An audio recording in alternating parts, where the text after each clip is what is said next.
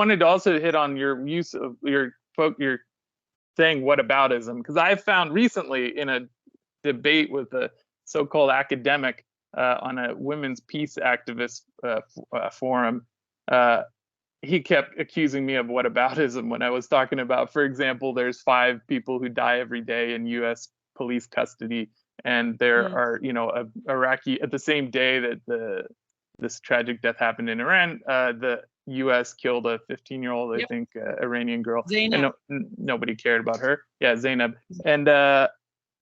and so when I said that, it was automatically whataboutism. And the thing is, whataboutism, when you use that term, that is a propaganda term that was developed, if not directly by the Israelis, it has been used completely by the Israelis in propaganda for against Palestine. So whenever you talk about you know, a crime that Israel has, they'll be like, oh, but there was a Hitler, he did even worse, or there was Rwanda or whatever. And Yeah, we're not that bad. Another white person who killed another white group of people. Why we exactly. be involved in But I just want to say, like, whataboutism is the complete weaponization and reversal of the actual good logic, which is in the religious texts, which is the idea of, like, do unto others as you would have them do unto you. Or the more specific case is pointing at the speck in your neighbor's eye when there's a log in your own. And that is not whataboutism. That's the opposite of whataboutism. That's the actual moral stance, is that you should clean your own room before you point at someone else's messy room and tell them to clean it up.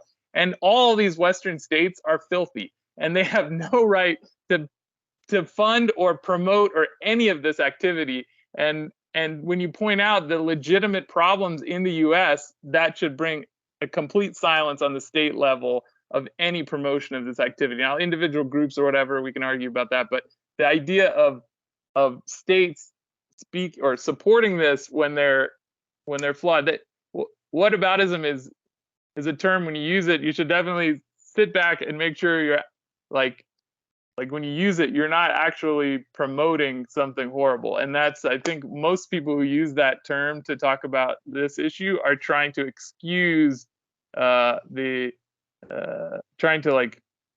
excuse the hypocrisy of the West, and that's, well, in Iran it's a bit like 2 ways. It's a bit different because mainly they use whataboutism for, like, they say what about this, what about that, when we kind of support Palestine in the full meaning, right? So they say, what about like poor kids in Iran? What about like people in, I don't know, whatever. They find something, they find some examples.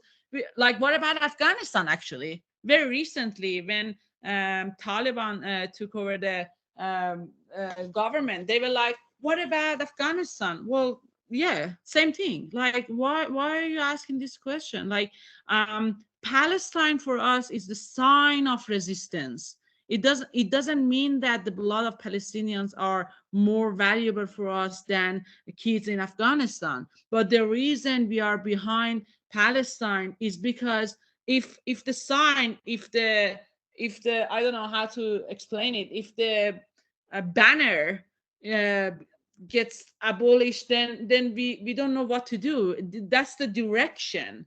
That's where we all want to go. In terms of resisting against imperialism, invasion, colonialism. So, you know, they use it against actually pro-Palestinian activists in Iran, mainly with using other countries, or even when anything happens in Iran, they now recently they use Black Lives Matter as something that, the supreme leader talked about George Floyd. Sorry. Like, they were upset about the situation of George Floyd in the US, but now the same thing happened to Massa. Well, they apologized. They didn't ignore it. They didn't say, shut up, we're not going to do anything, or like harass you or abuse you in the funeral or anything else. They apologized and they said, it's not going to happen. Well, I'm not saying that the apology was enough. No way. But they didn't let us be angry about the situation. Like they make everything in a way that you like, all right, I can't be angry It's anymore. You go, Sitar.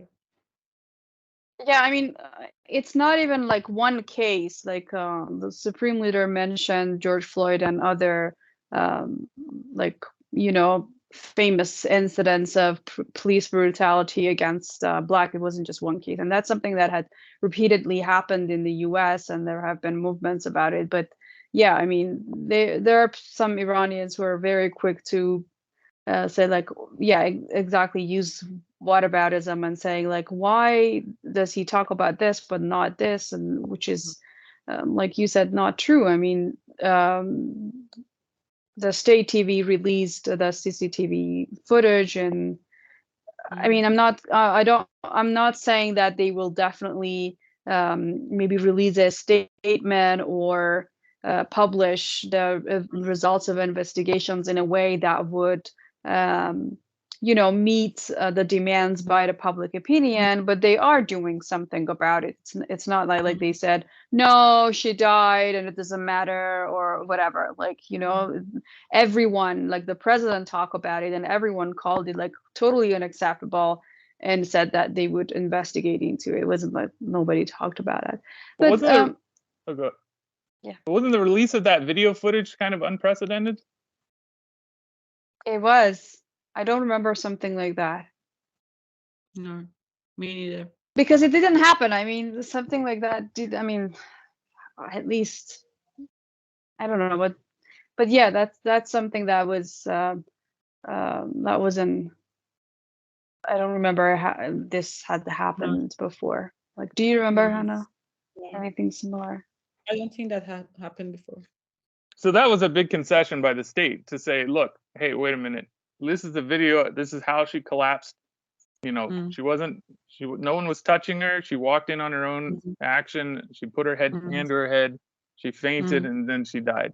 And it's like, this is totally inconsistent with someone being beaten They and then even didn't dying. say that. They were like, all right, this is the video, this is the footage, but let us investigate more. They weren't like even Yeah, like, saying that, oh, this is what happened, this is the footage, you can see nothing happened and get there, we over didn't it, beat for her. example. Yeah. That's what I'm saying. Like the Iranians, like the middle class Iranians, they are living. They think Iran is in a vacuum. Like there is no borders around Iran, and there is no other countries to compare Iran with. Even with the US, even with France, even with Australia. If I start talking about Australia in a way that they're like, I don't know, criticizing them in a way that they don't actually prepare, they're not prepared to hear this kind of criticism of Western countries, they don't like it. They stop me. Like they like, all right, whatever. Like they have way more freedom or wealth or whatever, like you know, their lives is way better than us, the quality of life and stuff. So like, okay, there is a problem there, but they can fix it. So there is a reformist attitude or approach for Western countries that they can fix their own problems, but it's not allowed for Iran. So you cannot think that things can get better here. Everything is fundamental, and the the foundation needs to be removed, and there needs to be a revolution. No one goes to streets in Australia and say death to Scott Morrison. No one says that. No one says yes to Joe Biden. No one Yeah, says well, I that. don't know about that. I might have said that a few times. People go to the streets with some demands because they I see this and I want this to fix this. Very, very, very simple, right? But things in Iran, coming from anything, like the reason is anything, valid or invalid, doesn't matter. It goes somewhere to get to the point that University of Sharif, the university that is a Oh my pride for God. all Iranians, they, and as they call it, is a feminist revolution, right? They use the worst words to kind of you know, articulate their political views, like very, very shameful. I was ashamed when I saw the video. And they are the Like, people you can't who, even listen to that. no, you Yeah, there is a can't. group of, Literally you can't. I mean, I wouldn't even want to listen. I mean, it's very sexist, it's very vulgar, and they chant slogans again, like totally unacceptable Yeah. words and like swear words that you wouldn't. I mean, I don't know how to, because Is it this is meant also to get different a in Farsi and in reaction English. from the police? Well, you tell us. I mean, it I would don't get know. it would get a reaction from any sane person. Like, you would feel really, that was really crazy. They were chanting slogans against the supreme leader, but using a very vulgar in like sexist language. Wow. Like And, Which pure is masculinity, pure But- masculinity. maybe that's a Exactly. way of like trying to agitate what they would, you know, in the Well, this is how Western, they like, talk. They threaten women with rape for the sake of feminist revolution. So Exactly. if you say anything in a way that is not aligned with their politics, they will threaten you with rape. I will rape you tomorrow. Or they say, I get someone to do whatever. Like, it's ISIS. It's secular Yeah, it's the ISIS in worst Iran. kind of like, it's the worst kind of F word, and I don't know like how to spell that, you would find in Farsi, and it's surprising that a group of students at the university would call it. And while I personally think that the security guards should not even be in the university, and I'm totally against what happened at Sharif University. No matter what happened, like, that was totally unacceptable by the security forces, and worse than that, people in plain clothes like attacking. But the thing is, like, everyone was talking about like, this is the MIT of Iran, this is the Harvard of Iran, and these are like very intelligent people and everything. But they don't understand that, unfortunately, over the past few years, it wasn't like that at my time, like when we were studying, but over the past few years, like, there are statistics showing that 55% of people studying engineering at Sharif University come from the upper class and the richest group. Like, in order to allocate subsidies, the government has a category of 10 groups based on their incomes. And 55% of people studying engineering in that university come from the highest level, like the And I upper can tell you it's class. now around 80%, if it's not 100%. Yeah, I mean, that was only about the engineering faculty, so you can imagine about it. I mean, it's not that these people are also well off, and I'm sure there are people, I'm not saying everyone, but there are people there who are not really looking for achieving a change or seeking reform. They're just because we have seen this happen, they're just going to like film them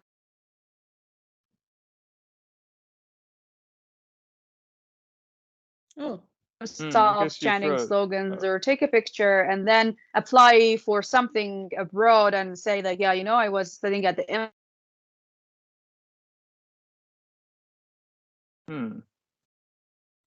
Your connection is not doing so well, Satara. And I can add one more thing. Like, yeah, go ahead. They actually try to, because they know Iranian government at the moment, they don't want people go abroad and continue their study. They want people to stay, because for 12 years, for 16 years, the government has paid for everything, free education, and then Sharif University is a public university. So they study here, so they need to stay here and work here and actually pay back with working for the country, right?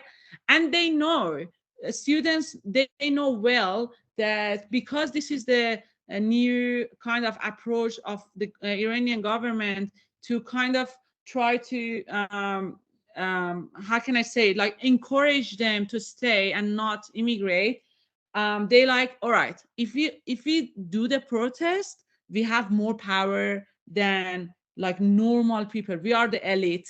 We have the force because they not going to do the same thing as others. So if we do this kind of insulting slogans or whatever we do, they are afraid of us. It's the same as like ruling class in the US. When people ask for more tax, they're like, oh, if you tax us more, we're gonna leave the country and we're gonna get our money out of the country, and you're not gonna get any benefit of our capital, right? So the government is like, oh my God, what should we do? All right, we're not gonna tax you. It's the same thing. They, like, elites in Iran, the middle class elites in the universities or everywhere, anywhere else, they kind of think because they're staying in Iran, the government owe them something. Like they need to do something constantly to maintain this encouragement to stay in Iran and not leaving the country. But do you think because of that situation, like because the government feels constantly kind of like afraid of losing them, that the Western sort of managers of this situation realize that they should really encourage people to say the most outlandish things to try and spur a reaction from like conservative reactionary forces to try and get a big battle going? Do you think that might be okay? Yeah. Because that sounds very Gene Sharp regime. That's like a regime change typical tactic to try and get. So that's really well. To be honest, I don't think they They even cannot dream about regime change anymore. They have accepted the reality that there is not going to be any sort of regime change possible soon. I don't know about the future, but if we are talking about these years, it's not going to happen. So why the image is very important, why the performance is very important, it's because then it can give them more power for kind of isolating Iran. As I explained, like China or Russia, they shouldn't trust Iran. It's not gonna be a logical decision to make to actually think about Iran as a country that they can invest or have shared projects, or they can have more power in nuclear deal. So this is the image of your country all around the world. And they were expecting President Raisi to come to New York in a very ashamed way, like, oh, this is the country that I'm coming from, so I don't have the confidence to actually have a very good speech. But it didn't happen, right? They just want to use this image for destabilizing Iran instead of regime change, because they have accepted it's not going to happen. And dehumanizing also. Exactly. Like the whole hybrid wars that they are trying to, with sanctions, with all sorts of, tactics that they have. This is one of them. Instead of thinking that, all right, tomorrow we're going to have Shahzadeh or some other idiots to come to Iran and actually take the power. Well, that's what we were talking about before, is how this has seemed to shift very quickly from like civil disobedience, civil rights, into like fiery street protests, which also burned down key ports, key infrastructure for trade with China and Russia, and then instigated battles between Kurdish separatists on the border of Iraq. So like it's like quickly shifted into some violent, non-women oriented. There were no women involved in these actions. It was all just young men with who knows who they're allied with. But it shifted very quickly away from a women organized project. Well, people in Iran, they don't see it. Whoever goes to the protest or whoever has sympathy with the protesters, they don't see this relationship between separatism or terrorist attacks and these protests. Whether they think they are the same thing, like there is no Komole involved, there is no Democrat Party involved, it's just about women's rights, and whoever says protesters have burned the ambulances or have done like stupid things in the street, they're like, no, they didn't do it. The government itself, they did it. Like the yeah. sorry, the But when you Basiji, talk on, or you go settle. sorry to interrupt you, it's because of the connection and all that I It's fall okay. behind. So I'm sorry to be interrupting you. I didn't intend to. But I wanted to ask you, like, when you say people in Iran, who exactly are we talking about? Because I think that's Yeah, also I'll important. explain. Whoever who goes to the protest, or whoever has sympathy with them. Mm. So do you think, like, because you know that the state has shown like massive rallies in support of the government and even in support of hijab, and there are pictures everywhere, and there are people saying that that's like photoshopped or from archive or everything, or It's not like, you know, all Photoshop. those sort of I've things. been there. Yeah, so how do you feel about that? um, Oh, you've been there? yeah, that Did you was say that was a decision that I made last week. I was like, all right, there is nothing to do. The VPN, well, the two VPN at the same time wasn't a solution that back then. So I didn't know I can be connected. So I didn't have anything to do. Then I was like, all right, let's go to this rally and see how many people show up. And I went there. It was interesting because I was having a coffee in a coffee shop and looking at people from the window. And no, it wasn't fake. There were lots of people. Like I think I was there for at least I don't know, maybe 1.5 hour or something. And yeah, it was massive. It was like I didn't see the end of the crowd. It was lots of people coming. I could, yeah, like thousands and thousands and thousands of people. I could see that it was a including sea of, women. sorry, It was women and men. women and men. And interestingly, there were a lot of young women, like with kids. And yeah, it was very interesting. It was my very first time actually seeing um, people kind of the supporters of the government, um, like in this massive scale. um, Also, it was interesting for me because there wasn't like I didn't hear so many slogans around hijab, like to actually say the same thing and repeat the same position around mandatory hijab.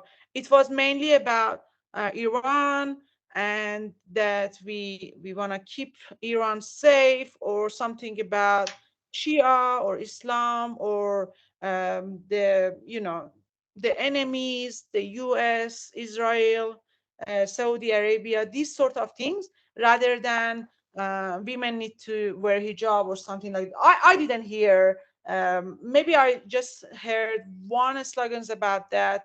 I don't remember it, but mainly it was more about the geopolitics, or how enemies are actually taking advantage of this situation, and we need to put an end on this situation. That's good to hear, because that means there's a large portion of people that understand what's actually happening. That's good. Mm. And what percentage of how much bigger do you think this protest that you saw was than, for example, the biggest of the hijab? Well, in 2009, when protests? the green movement was happening, I was a very green activist. And I was in all the protests happening back then. And when the biggest rally happened in 25th of Hordad, people say 3 million or something. I don't know. But the feeling of the crowd that day was really epic. Like, I won't forget that moment when I could see a sea of people behind me in Azadi Street. And I don't want to exaggerate what I saw this Sunday, but honestly, the crowd was actually reminding me of that day. Like, I didn't want to remember that day because I'm not a green person anymore. Don't believe in the leader, Hossein Mousavi, or all the movement that happened that time as one of the color revolutions that the US wanted to have in Iran as well. Back then, I didn't have this kind of politics. Anyway, but the feeling was kind of the same. I was like, it's very interesting because we only had one experience of seeing millions of people in the street. And for that very, um, you know, big experience that all of us had, we felt committed to the movement for a long time.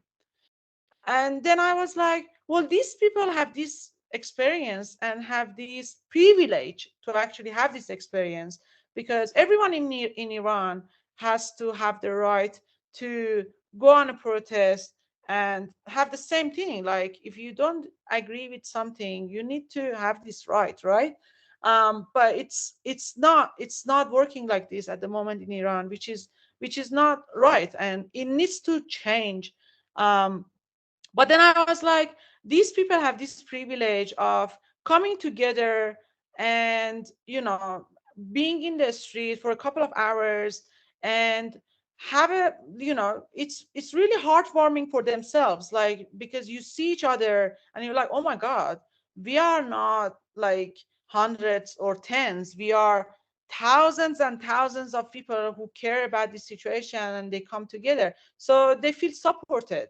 Um, that's why I think they are unfortunately very confident about the situation in Iran, and they don't think anything would actually harm Iran in a really serious way, because there are a lot of people, and there are a lot of people. And the problem is, like, when they were looking at me, I don't have like proper hijab that they would approve. That's why they were looking at me in a way that, who is this woman? Like, why she's here? Like, she doesn't look like us.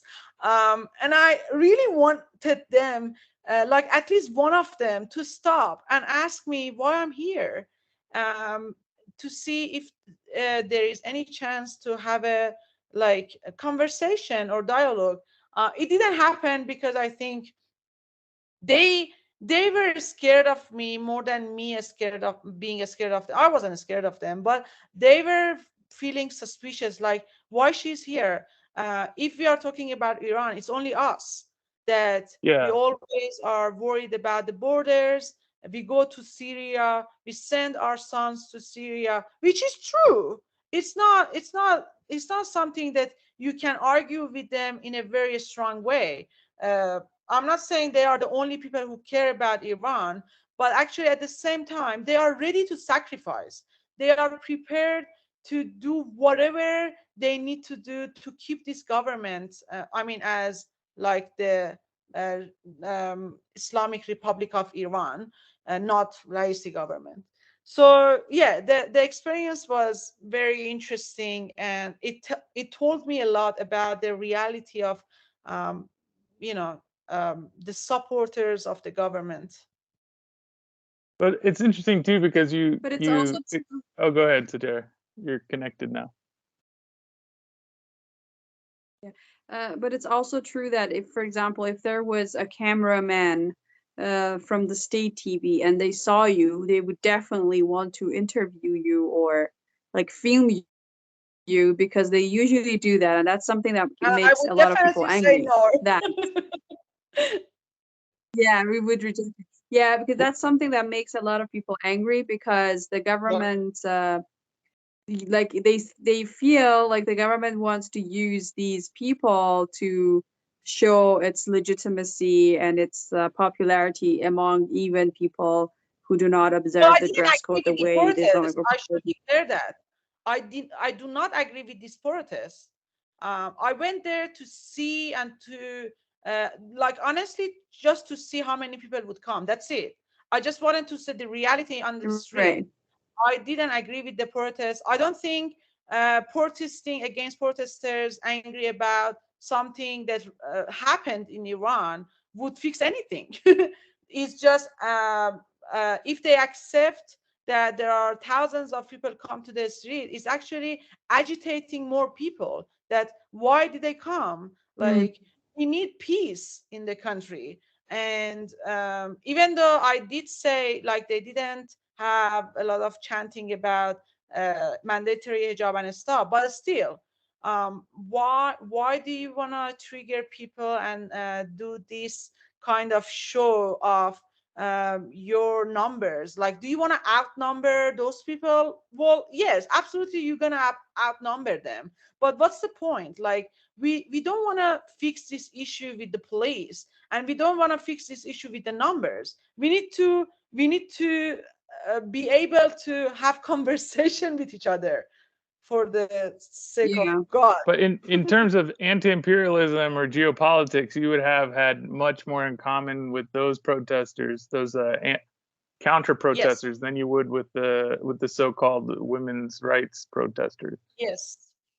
So right. that is kind of ironic, and I think it also shows the diversity of opinion that the West just doesn't understand that it exists in Iran, because it's basically a very bigoted, it stems from all the war on terror protests, where there's this bigoted view of what Muslims are, and like how well, what they know is just invasion and invading other countries and having one only religion. They don't understand this diversity, but they also don't understand so many other things about Iran, but not only Iran, the region.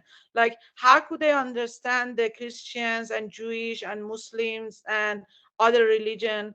They live together for years and thousands of years. How they can even like digest this information? They're gonna be like, what?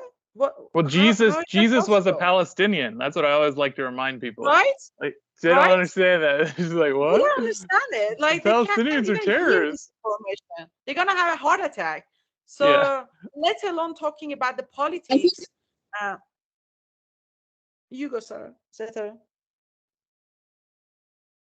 Yeah, sorry. I was going to say, I think apart from the image that the pro, government rallies have for the West and for those outside of Iran, it also has a message for those inside of Iran who might, get their perception of the realities on the ground from mainstream media outside of Iran. Like, I think that's also, while I also agree, I would never be a part of it, and I agree that a lot of people would be feel more agitated and they want to take part in the anti-government protest, but it also sends a message to people who are maybe in the middle and they're not sure what is happening in the country, and they might feel just watching BBC Persian and Iran International and other those types of media outlets, that everyone is on the street and that a revolution is actually going to happen any moment. But that sends a message that no, we have a diversity of opinions, and there are people on not I wouldn't even say both sides, because there are more than both sides to this. There are really different groups of people with different opinions about the protests going on. Well, I don't. But I also agree that it kind of brings kind of points out to the division, or it can be can divide people even more. Yeah, I think the division is real, and as I said, I agree with you, and I don't. I don't think that's a solution for the situation. If we wanted to de-escalate the intensity and the anger, that's not the solution. But at the same time, I don't think the government the main reason for the government to do this protest wasn't sending a message to Western media or governors. I don't think they're not they're confident about the numbers that they have in Iran. They know that there are a lot of supporters, and also I think Western governors know it well as well. What they actually wanted to do was showing it to those people themselves that, look, you are a lot of people, and this is a chance for you to go to the street and see the community and feel supported and actually feel strong, and don't lose your don't lose your hope, and the what's the word Setar Iman? Faith. Yes, faith. Don't lose the faith in the power of religious people in Iran. So it's gonna be okay. I think it was more about supporters of Iranian government than sending an image, because everyone knows the numbers. If it's going to be any game of this, it's not gonna be a failure for Iranian government.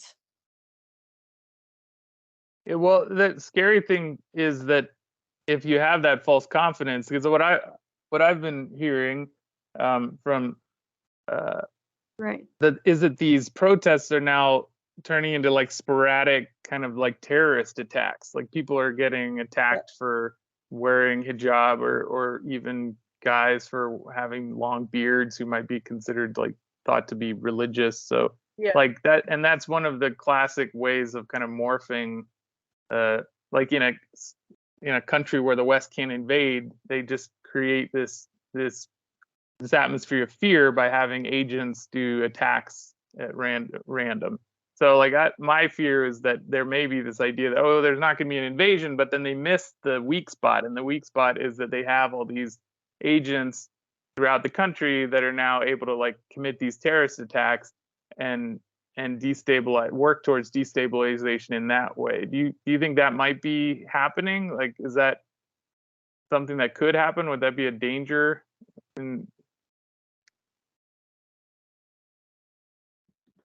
Yes, I think what is happening right now is actually using that picture that they were successfully creating for everyone all around the world. And yes, for sure, terrorists are like not only terrorists, like everyone. Saudi Arabia, maybe last week, they said we had told and we had informed or warned Iranian government, if you don't stop the unrest, we will take the unrest within your borders. And I think what they were talking was they were referring about Yemen. So they're actually saying that we already told you that we will do it. Well, I don't think the credit for this uprising is for Saudi Arabia or anyone else except for the Iranian government. That's the full fault of the Iranian government. No one can get the credit. The full credit is for our government. We created this situation, and we did give a big excuse for everyone. I'm not talking about someone like me or others that they were really sad and angry and agitated about what happened to Mahsa. I'm talking about whoever is actually denying or actively doing something to threaten the sovereignty of Iran. So these people, and also as you mentioned, how they cannot see the relationship between what is happening actually in Iran. And we discussed it already, but it's good to mention it again. Like once you actually acknowledge what is happening all around Iran in a bigger picture, then you might need to reconsider supporting the protests. So they're actually being very smart by denying the reality, because they cannot, like, there are so many people that I know, they very anti-separatist, and they actually, sometimes I had some arguments with them because I found them racist, because like like it doesn't justify being a racist when you are anti-separatist. So it's about the ethnicity, it's about the race discrimination, it's like multiple layers of discrimination that these people are actually experiencing. And there shouldn't be any actually argument around that. So these people are actually being racist against Turkish, Arabs, Kurdish people, Baluch people, and the same people now, they like, no, they're not separatists, and you like, what? so you were anti-separatist, or maybe you were racist, I don't know which one first, to the point, exactly, under the name of nationalism. But now today that you can see the flags, like or you can see they actually themselves are saying this is what we did, like Jeshul Ad or others, but they're like, no. Why no? Two, first, I already explained, they cannot accept it or acknowledge it. Second, the media that is covering the protest, they don't talk about it. They don't talk about Jeshul Ad.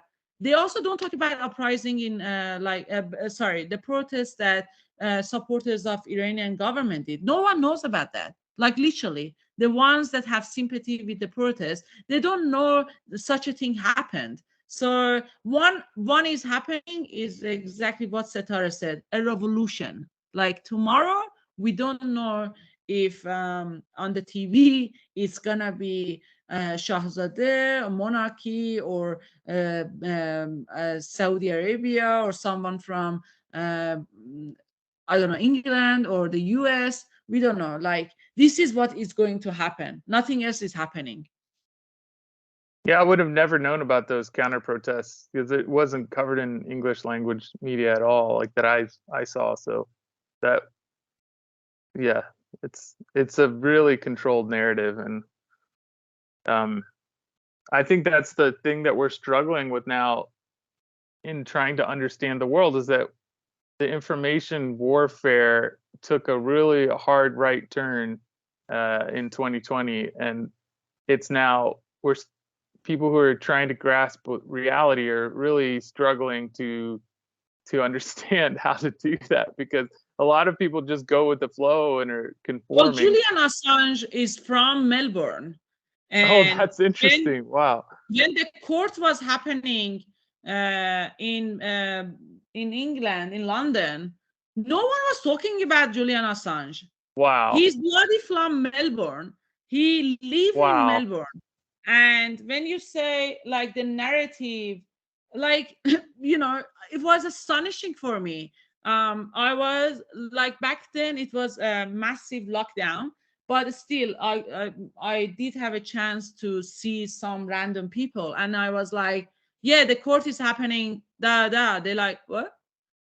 Like, why do you care? That person is shocking. A sexist person. He's very sexist, and he's not a good activist. I'm like, oh, so you remove every single information about this journalist and you just stick with one bullshit about sexism, and that's all? Like, even if he was sexist, are you allowed to just go like lock up sexist people and do that to him? I mean, yeah. Yep. Wow. Yeah. No one talked about him. There are like, maybe I should say less than 10 people actively does work for him, and they like, when I say work, I mean activism. And when they go to the street and they have the picture of Julian Assange, leftist, like socialists or whatever, they like, oh my God, those crazy people again, they came to the street and they want to talk about Julian Assange. Wow. Bloody hell. Yes, we need to talk about this person. We do. Wow. That's real. So it's so fascinating to me. I'm so glad that we've connected, because like you have such an interesting insight into the last 2 years, because you were in Australia for like 8 years. You come from Iran, which is a totally different kind of information dynamic. And then, so like, how, and Australia was like an epicenter of this information attack, this like information war. Australia, New Zealand, Netherlands, Canada, those were like the places where they really tried to figure out how far can we go with this stuff. So Australia is fascinating. And what you were saying about Assange, like the fact that they don't even care about their own citizen being brutalized by this, who's a hero, by the way. I mean, that's like the more important aspect is not his citizenry, but what he did for humanity. But at any rate, I'm very interested to hear your take on the COVID situation and the protests and being involved in the union in the left. Like, how did you see this information warfare impact the left there around COVID? And do you see that also reflecting in these other campaigns, like within the people that you were able to? Well, I think that's the same thing. Like whatever Western systematic government or whatever structure they want to impose on people, they are very successful, because same like Julian Assange or Middle East or Muslim people, Islamophobia, all these sorts of categories that they box us in, like, and of course the conversation that they never let happen about COVID. Well, for me, it's kind of the same thing, because my understanding of the COVID control that the government of Australia had was like, over the time it was changing. At the very beginning, when I came to Iran 2019, I went back to Melbourne in March, and 1 week after I arrived, or maybe less than a week, the first case of COVID was found in, I don't know which city, but in Australia. And they started talking about Iranians bringing the virus. No. Like, only because the first person maybe was Iranian. I don't remember actually. Anyway, so the first reaction was very racist, apart from the Chinese virus that is still there.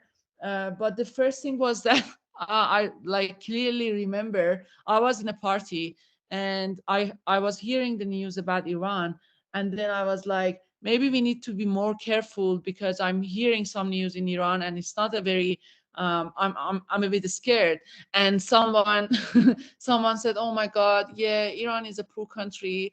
They don't have the medical system that we have here. So I don't think this virus would reach to us. So don't worry about it. And I was like furious, but at the same time very tired, because it was only 1 day after I arrived to Australia. So I was like, whatever, another racist white person. Can so I just add? her. I just want to pause 1 second. One of the guys on the delegation that I went to Iran with had a heart attack when he was there, and he had to get a stent put in. He had to have like emergency heart care in Iran. He had it done. He said it was done more professionally than he would have had it done in the West, and for about a tenth of the cost. So for people who are listening who would think, oh, maybe that is a reasonable way to view Iran, Iran has an extremely good medical care, and it would be far better if there weren't sanctions. So I just wanted to inject that for people who might not know. people can also watch the interview that we had with Benjamin, who is an American who lived in Iran, and he has experience with both medical systems, and he has elaborated on the difference. So they can go to the interview. That's a good idea. Yeah. So I was I was living in a share house, so I tried to use whatever methods that I was hearing from my family in Iran or whoever was living in Iran that time, and I was communicating with, asking how we can kind of protect ourselves. And no one was listening to me. They were like, "Oh, don't worry about it. It's about Iran." And I was like, "It's not about Iran. It's about the virus. So we need to support each other and protect each other." Anyway, so they didn't listen to me. 1 week later, the government said the same thing that I was actually asking them to do, which was not very complicated things, like just hygiene. But hygiene for white people is a bit difficult to maintain.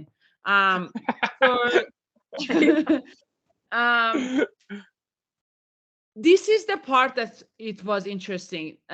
The rest was like repetitive racism. This part was honestly very surprising for me. Even living 5 years back then in Australia, I was like, oh my God, whatever government said to them to do,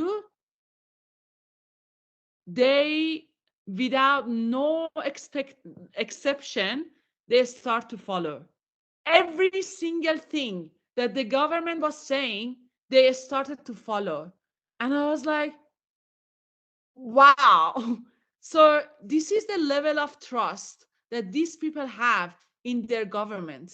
Like, can I ask you as an Iranian, so like, because in the West they're like, oh, Iran is this like ideological dictatorship. This and is exactly the point that I'm going mullahs to get control. Okay, go. Okay, I want to make sure you get. Okay. Exactly. I was like, so who is like, yes, like the way they follow the system, the way the system can actually impose the whole structure for them, it's not even seen by them. Wow. It was really interesting for me. I am not lying, every single thing that government was saying to them, they were following, even the ones that they didn't even make sense. One of them was that not two people are allowed to go out to supermarket from the same house in different times. And I was like, that's bullshit. I'm not gonna follow this. I'm going to the supermarket. Oh my God, you were the one that were serious about the COVID. I'm like, I am still, but I'm not gonna listen to this bullshit. Why not? I am going to the supermarket. They couldn't believe that I'm doing this. So who is the dictatorship, or who is not, or who has the freedom, who is practicing the freedom, like, it was really confusing for me. And later it got even worse and worse and worse and worse, because at the beginning was just only about hygiene and stuff, but then later it was Black Lives Matter happening. I mean, it was way later, but kind of the same thing, because the Aboriginal community of Australia, they ask people to come and attend the rally, because it was about the blackness in custody for Aboriginal kids in Australia, which is a very important thing to do, right? And I didn't even think of COVID for 1 second. You wear the mask and you just go out. People who like their profession is about Aboriginal communities and stuff, they were thinking, like, they were having their own doubts that no, we shouldn't go to the rally, it's not safe, the government has warned us not to go to the rally. I was like, this is literally the police state. Wow. Like, you guys calling yourselves activists, the Aboriginal community has asked you as a white colonizer to come and show solidarity. And you are talking about COVID. Where? In the streets? We're not going to, like, what are you talking about? So It's so many, another Saturday protest, right? exactly. So I'm talking about radical people.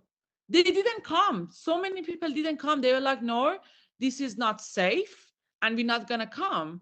Later, the anti-vax thing happened, and so people were like, we're not gonna have the vaccine. Well, I am very pro-vaccine, and I thought, like, the science is suggesting it. I don't know about the consequences. I am still have, like, I'm not sure uh, about what we have done, but I kind of made the decision to trust. But at the same time, I was like, they need to be allowed not to trust the system. Since when, as leftists, we don't allow people to mistrust this government, the whole capitalist system? Since when, as leftists, we are calling everything conspiracy theory? Since when? Exactly. But it didn't stop there. They start calling them fascist. So whoever is not going to take the vaccine is a fascist now. And then they start having a label on Facebook. I am pro-union, anti-fash, what was it? Anti-fash, pro-union, pro-vax. Yes. Wow. And I clearly I didn't have this bullshit on my profile or anywhere else. And I literally didn't have the feeling that I have the right and a space to talk about my opinion about anti-vax. Everyone was, oh my God, that idiot. She doesn't want to get the vaccine. She called us, and we are the union, and they are the member. They need to be protected by us. And we are the ones who has to say, oh, sorry, like, or this is your employer or whatever, or the government. You were acting as a union organizer. I think that Yes. just like basically say that you were a union organizer, and then you were dealing with these politics within the union. And Yes. And can you describe those? I mean, like you told me before we talked about how because there wasn't anything to do. Like, honestly, it's as simple as that. There was a silence around anything about anti-vax. But you were saying you had to read people's minds at meetings, which is like that would like when they came in the door.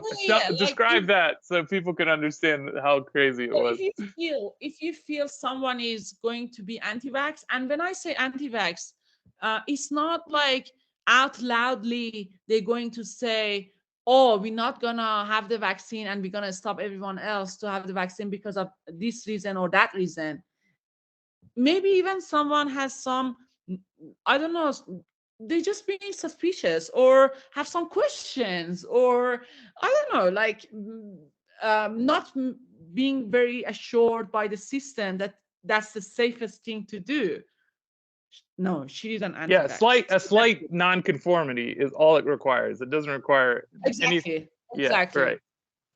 So if you are that, if you have any sort of question in Western countries, when something is already set to be believed by everyone, then you are a fascist or you are deserving any sort of discrimination. First, because you are idiot. Like, I've heard this word idiot millions of times in the period of lockdown. I think Western people have this habit of ignoring or imposing any discriminative activities against anyone who is an idiot. I don't understand this word actually, but this word justifies any sort of I don't know, disrespectful way of behavior. It goes to, like, when they were protesting, people were saying, oh my God, bunch of idiots. What does that mean? They are this, like, All right, they are fascist. Let's stop here and agree on this. Ironically, ironically, if it was actually the definition of idiots, which means someone who's extremely mentally handicapped, they would not penalize them. So if they actually understood the word, and they were referring to someone who's actually mentally disabled to the level of idiocy, which is a technical, or it used to be before it was a technical psychological term, they would be like, oh, Yes. well, we have to care for this vulnerable person in society. But it's they anyway, go ahead. Yeah, that's actually an ableist word to use. I never used it. The people who think they are the wokest people in the world, they actually think they are allowed to use whatever the terminology they want when they are allowed to. Like, you don't know when, but they can, because they are woke and they know everything about racism, everything about everything.